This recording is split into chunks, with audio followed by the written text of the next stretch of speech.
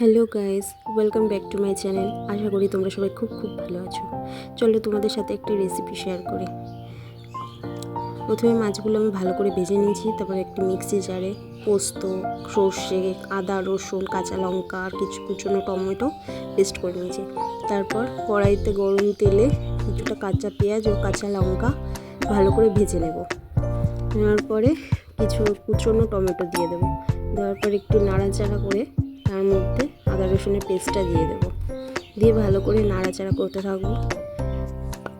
তারপর এটা ভাজা ভাজা হয়ে গেলে তার মধ্যে লবণ, হলুদ গুঁড়ো, জিরের গুঁড়ো, লঙ্কার গুঁড়ো দিয়ে নাড়াচাড়া করে ভালো করে তেল বেরিয়ে আসলে কিছুটা জল দিয়ে ভালো করে নাড়াচাড়া করব। তারপরে ভাজা ভাজা হয়ে গেলে জল দিয়ে জলটা ফুটে উঠলে তার মধ্যে মাছ দিয়ে দেবো।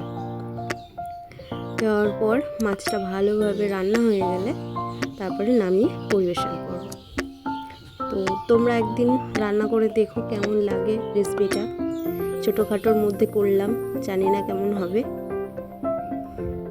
নেক্সট দিন দেখা হচ্ছে। বাই।